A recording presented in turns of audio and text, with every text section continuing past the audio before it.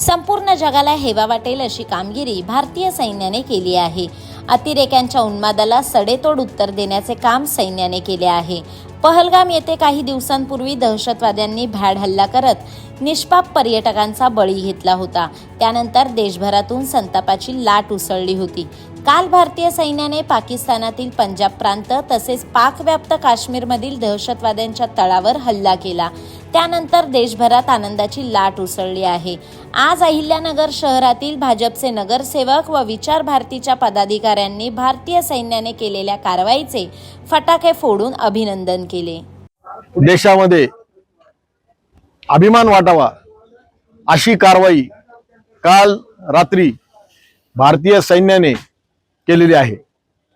या कारवाईची जी वैशिष्ट्य आहे त्याच्यातलं सर्वात महत्त्वाचं वैशिष्ट्य त्या कारवाईचे जे नाव दिलं गेलेलं आहे ऑपरेशन सिंदूर, भारतीय स्त्रीच्या सिंदुराचं पावित्र्य आणि महत्त्व या निमित्ताने आमच्या भारतीय सैन्याने संपूर्ण जगाला दाखवून दिलेलं आहे। ज्या भ्याड हल्ल्यात मोदींना जाऊन सांगा अशा प्रकारचा अतिरेक्यांचा जो काही उन्माद होता त्या अतिरेक्यांच्या उन्मादाला भारतीय सैन्याने एक प्रकारे रोखठोक उत्तर दिलेलं आहे।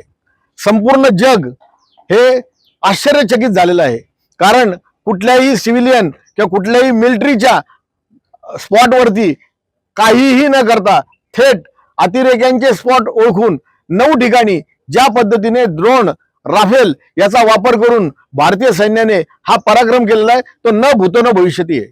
जगाच्या सैन्याच्या इतिहासामध्ये अशा प्रकारची कारवाई करणारा भारत हा पहिला देश आहे।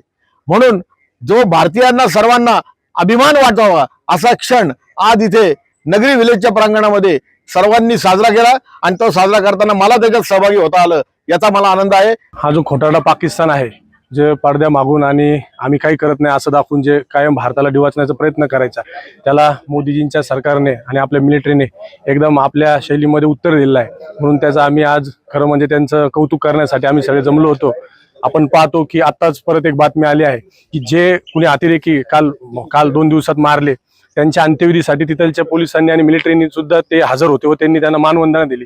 खरं म्हणजे अशा प्रकारचं हे खोटं करणारा पाकिस्तान आहे, याला अशाच प्रकारे आणखी मोठ्या प्रमाणामध्ये उत्तर देण्याची खरं म्हणजे गरज आहे आणि त्याला आम्ही सर्वजण सपोर्ट करतो हे दाखवण्यासाठी खरं म्हणजे आज आम्ही या ठिकाणी जमलो आहोत।